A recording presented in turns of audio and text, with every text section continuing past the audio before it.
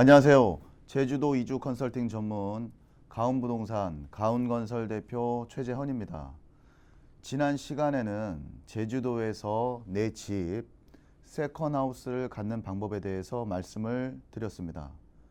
이번 시간에는 제주도에서 건축을 하려면 과연 건축비는 얼마나 예상을 해야 하는지에 대한 설명을 드리겠습니다.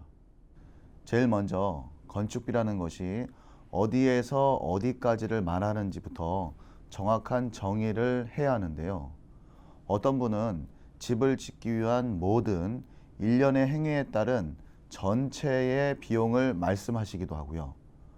또 어떤 분은 건축물, 즉 건축을 짓는 행위만 한정지어서 건축 비용을 여쭤보시기도 합니다. 일반인들이 흔히 말하는 평당 얼마의 건축을 할 수 있느냐, 그것에 대한 진실 혹은 거짓에 대한 내용을 이번 시간에 한번 깊게 파헤쳐 보겠습니다. 첫 번째입니다. 건축의 과정은 그리 단순하지가 않습니다. 제주에 토지가 있으신 분들은 그나마 토지를 선택하는 고민에서는 제외가 되시지만요.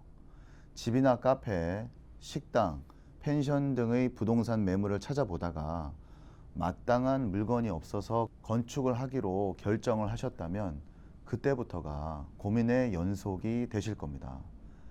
제일 먼저 원하는 토지를 선택하시는 일부터가 적게는 수개월, 길게는 몇 년의 세월이 걸릴 수도 있습니다. 여기서 가장 중요한 것이 각각의 건축 용도마다의 적합한 토지를 선별할 수 있는 능력이 있느냐입니다. 아무리 영업 능력이 뛰어나셨던 대기업의 컨설팅 대가분들도요, 제주도 입도의 첫걸음, 내 토지를 고르는 일에 실패를 해서 다시 상경하시는 경우를 저는 흔하게 경험하고는 합니다. 토지, 즉 풍수지리 및 토지개발 분석의 일이 그리 녹록하다면 제가 왜 아직까지도 어렵다 하고 토지 분석에 따른 풍수지리, 건축 설계, 시공까지도 하면서 이런 부분을 상수해 보려고 굳이 애를 쓰겠습니까? 그럼 이제 어렵게 토지를 매입하여 건축에 들어간다고 한번 가상을 해보겠습니다. 내가 원하는 가격에 원하는 설계를 해줄 건축 설계사가 우선 필요합니다. 여유로운 일정에 건축 설계나 변경에 따른 비용을 원하는 대로 지불을 한다면요, 아무런 문제가 되지 않지만요, 대부분의 건축주는 설계를 받는 과정에서부터 건축 비용에 대한 압박을 받게 되면서 본인이 원하는 건축 설계를 쉽게 이끌어낼 수가 없습니다. 건축 인허가를 위한 예상치 못한 건축외의 비용이 들어가므로 이 점도 사전에 반드시 알아두셔야 합니다. 한번 예를 들어 볼까요? 200평의 전이나 과수원, 임야에 건축을 하려면 건축 인허가 과정에서 내 토지의 경계복원의 측량비를 내야 하고요. 농지 전용비나 산지 전용에 대한 비용을 또한 지불해야 합니다. 이것도 건축 제한이 수월한 곳일 경우에만 간단하게 해당이 됩니다. 제주도는 위치나 경관이 조금이라도 좋으면 생태보전지역, 특화경관지역 또는 문화재 검토 대상 지역 등등으로 수많은 개발 제한사항이 따르게 됩니다. 경관이나 미관 심사, 각종 문화재 관련 조사 등을 거쳐야만 건축 인허가를 받을 수 있고요. 그 외에도 도로 관계, 상하수도, 전기, 소나무의 유무에 따라서도 매우 복잡한 과정을 거쳐야만 내 토지의 건축 인허가를 받을 수가 있게 되는 것입니다. 두 번째입니다. 건축비의 토목 비용을 산출해라입니다. 대부분 건축주분들은 내 땅에 집만 턱 지으면 된다고 단순하게 생각을 하시는데요. 실제로 건축물이 앉혀지게 되는 집안의 상태나 땅속의 수맥 등의 풍수지리적인 요소, 제주도만의 토속 신앙, 계절풍이나 해안풍으로 인한 건물의 입구 및 창호의 위치, 조경할 나무까지도 고려해서 토목 작업을 최우선적으로 해야만 합니다. 한마디로 내 토지가 도로보다 꺼져 있으면 도로만큼은 성토를 해서 맞추고, 도로보다 한참 높여서라도 바다뷰가 잘만 보인다면 건축 지을 터를 더 높아 주어야 건물의 값어치도 같이 상승이 됩니다. 한번 건축물이 들어서면 다시 허물고 짓는다는 것은 당분간은 쉽지가 않기 때문에 건축을 하실 때 토목공사도 같이 신경을 쓰셔야만 하는 것입니다. 또한 내 마당에 성토할 흙에 신경을 쓰지 않는다면 땅 속에 있었던 유해 생물들, 예를 들면 지네라든가 돈벌레 또는 개미, 뱀 등으로 평화롭지 못한 전원 생활을 할 수도 있습니다. 결론적으로 단순히 터파기만 하고 기초를 다지면 끝날 것 같았던 내 집을 올릴 자리에는요, 최소한의 미래 구상적인 토목공사도 꼭 하셔야만 건축물의 값어치도 같이 상승이 된다는 것을 다시 한번 강조해 드립니다. 세 번째입니다. 친절한 시공사를 만나라입니다. 위에서 설명드린 내용을 충분히 건축주들이 이해하실 수 있도록 안내해주는 길잡이 같은 시공사를 만나셔야 합니다.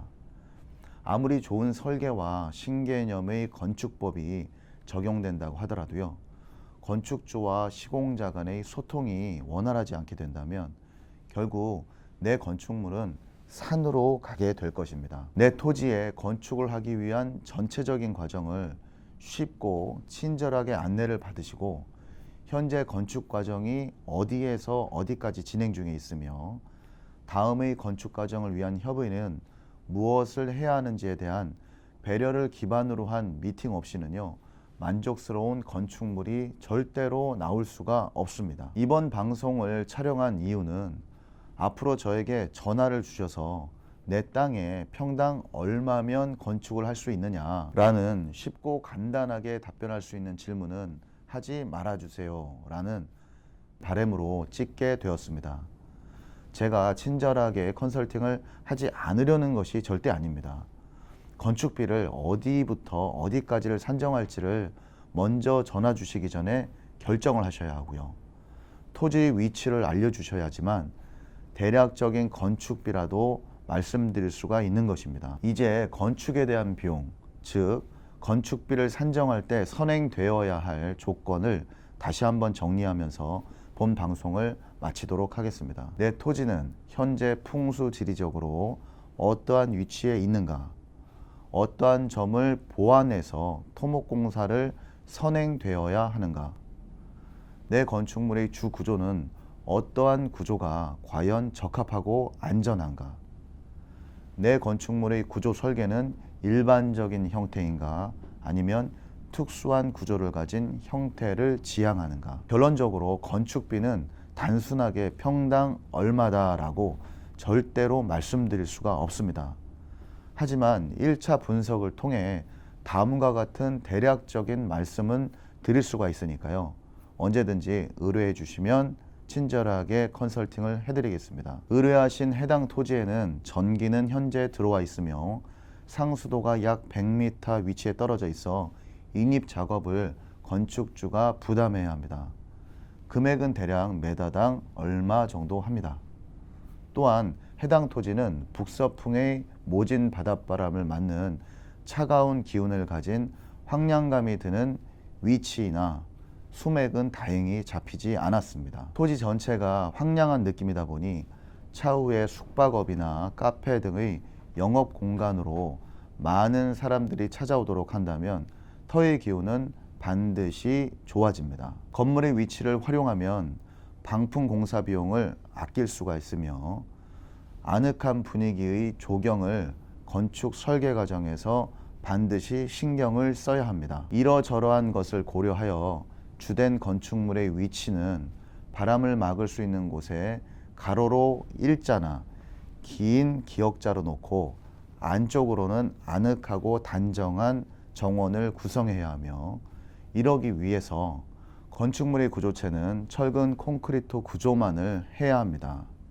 현재 제주도 건축자재의 품귀 현상으로 인하여 30% 이상의 상승된 건축 자재비를 감안해서 건축비 평당 가격이 결정되어야 합니다. 여기서도 건축 구조가 일반적이지 않다면 공사 금액은 더 추가되어질 수도 있습니다. 마지막으로 건축 과정에는 항상 예기치 않은 상황 등이 발생을 하게 되는데요.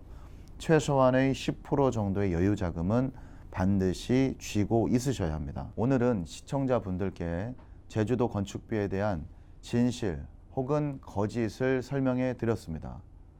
코로나 변이 오미크론 사태로 인해서 제주도에서 나만의 공간을 소유하고 내 토지에 건축을 한다는 것이 점점 어렵고 힘들어지고 있습니다. 건축 자재 가격의 급상승과 외국인 노동력의 부재 등으로 인하여 건축을 하는 저희들도 점점 힘들어지고 건축 의뢰를 하시는 고객님들의 경제적인 부담도 더욱더 가중되고 있는 것이 현재의 상황입니다.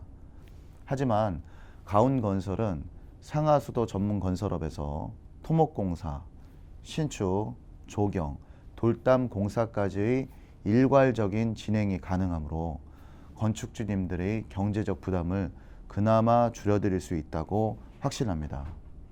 앞으로도 제주도 희망 입도자 분들에게 유용하고 다양한 정보를 제공할 수 있도록 구독, 좋아요 꼭 부탁드리겠습니다. 감사합니다.